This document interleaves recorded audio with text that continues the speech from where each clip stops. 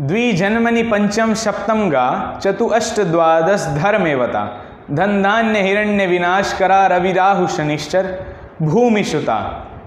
नमस्कार, जय माता की। आप सबका स्वागत है हमारे इस चैनल पे, जिसमें आज हम विशेष रूप से आपकी राशि के हाल के बारे में जानेंगे कि राहु और केतु का जो राशि परिवर्तन है आपके जीवन में किन किन क्षेत्रों को प्रभावित करेगा, किन किन क्षेत्रों से आपको लाभ पहुंचाएगा और किन राशियों को इस गोचर में विशेष रूप से सावधान रहने की आवश्यकता है।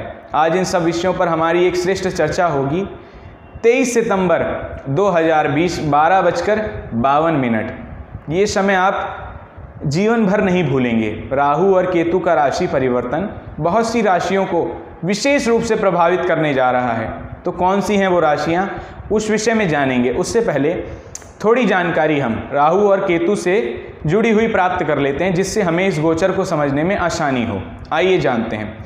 राहु और केतु, जब आप इनको सुनते हैं तो आपके मन में एक अजीब सा भय जरूर उत्पन्न हो जाता होगा, जबकि ऐसा होना नहीं चाहिए। राहु और केतु कष्ट देते हैं, ये तो देखिए पूर्ण लिखित में बात दर्ज है कि राहु और केतु कष्ट देंगे, लेकिन जब ये सुख देने पर आते हैं तो भी इनका मुकाबला कोई नहीं कर सकता। शास्त्र कहता है कि त्रिखष्टे एकादशे राहु त्रिखष्टे एकादशे भौम त्रिखष्टे एकादशे शनि सर्वारिष्ट निवारणम। आपकी राशि से 3, 6, 11 में राहु हो तो लाभ पहुंचाने वाले हो जाते हैं, सारे अरिष्टों का निवारण करने वाले हो जाते हैं। एक दूसरा सूत्र है कि 10 में राहु बस में दुनिया। किसी की कुंडली में 10वें भाव में राहु बैठा हो तो ऐसे व्यक्ति का भी जीवन विशेष रूप से लाभकारी होता है। ऐसा क्यों? क्योंकि 10वें में बैठा राहु व्यक्ति को राजनीतिज्ञ बना देता है। अगर आपकी कुंडली में भी तो है, आप भी जान रहे होंगे कि आप कैसे बिना उंगली टेढ़ी करे किसी भी व्यक्ति से अपना काम निकलवाना आसानी से जानते हैं। आप अपनी बातों में दूसरे व्यक्ति को ऐसे उलझा सकते हैं जैसा कोई भी नहीं कर सकता, और कलयुग में इससे ज़्यादा आवश्यक कुछ भी नहीं होता है। राहु और केतु सदैव वक्री चलते हैं, अर्थात वक्री का मतलब है कि इनकी गति इतनी स्लो है कि अगर आप इन्हें देखेंगे तो आपको ऐसा लगेगा कि ये पीछे की तरफ चल रहे हैं। इनकी गति धीमी होने के कारण ये सदैव आपको पीछे की तरफ चलते हुए नजर आएंगे। बाकी जो ग्रह हैं वो कभी वक्री होते हैं, कभी मार्गी होते हैं।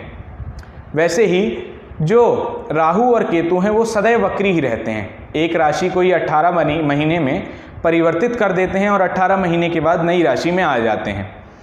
इस समय राहु मिथुन राशि में संचरण कर रहे थे और अब वो अपनी से एक राशि पीछे वृषभ राशि में आ जाएंगे। 23 सितंबर 2020 12:52 पे राहु और केतु राशि परिवर्तन कर लेंगे। राहु वृषभ राशि में और जो केतु हैं वो वृश्चिक राशि में आ जाएंगे। तो ये थी राहु और केतु से जुड़ी हुई कुछ सूक्ष्म जानकारी।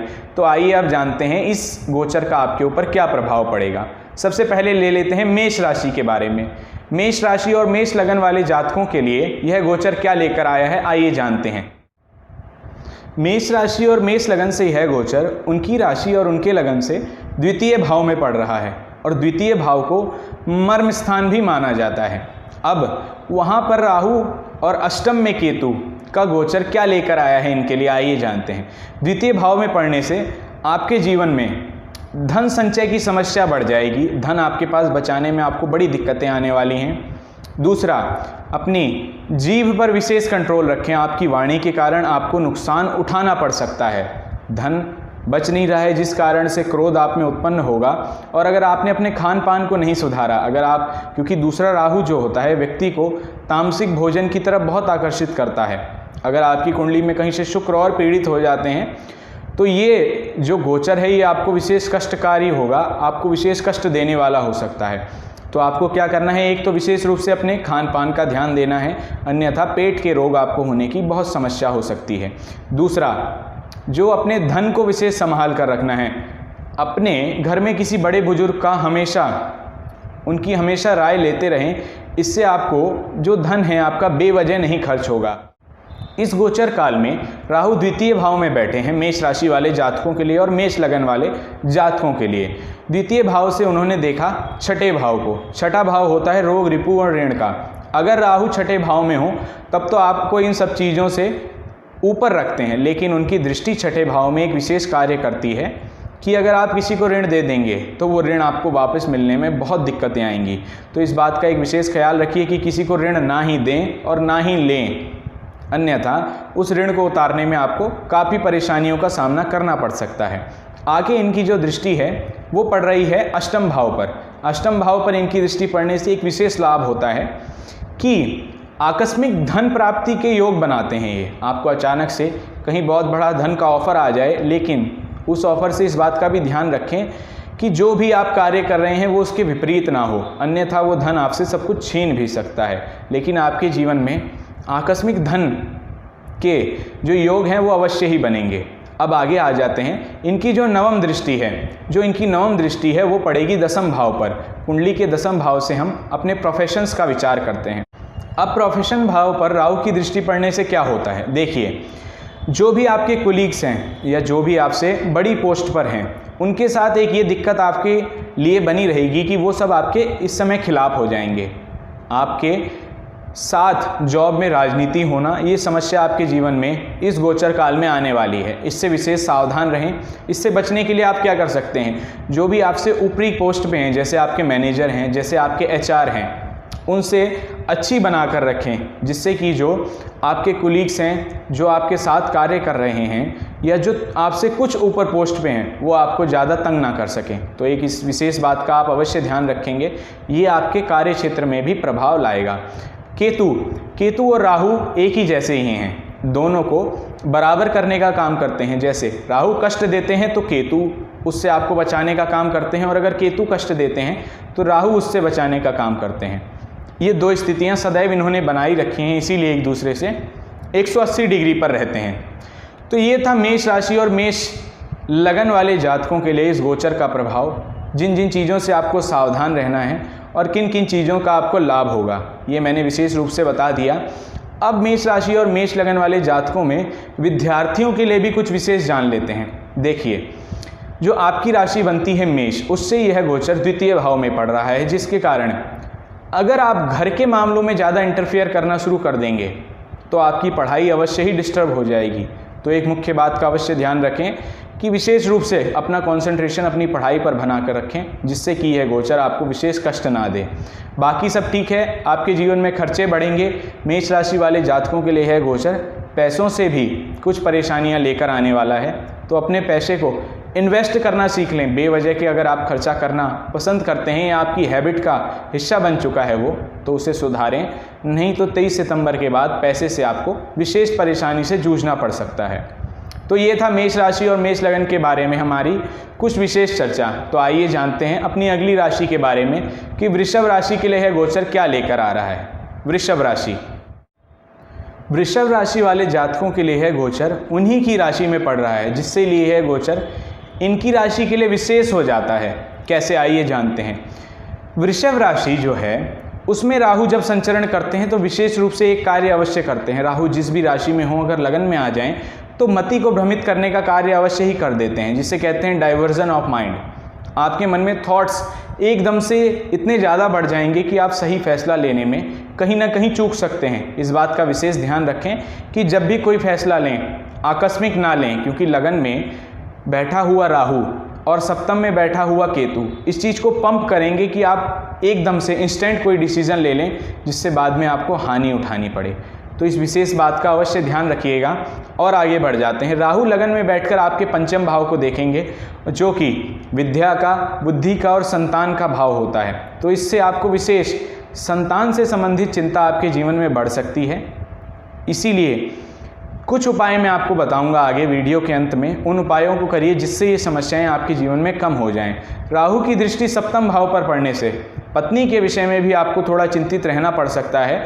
पत्नी की सेहत में कमजोरी आना, घर के वातावरण में कलहपूर्ण वातावरण उत्पन्न हो जाना, इन समस्याओं से भी आपको जूझना पड़ सकता है। आगे बढ़ जाते हैं। केतु जो हैं, सप्तम में बैठा केतु, जब वो आपके एकादश भाव को देखेंगे तो ये एक विशेष कार्य करेंगे कि आपकी आय में तो फायदा कराने वाले होंगे। कुछ आय के स्रोत आपके जीवन में नए बनेंगे, जिनसे जो आपके पुराने ऋण हैं उन्हें उतारने के लिए कई नए अवसर आपके जीवन में आ जाएंगे।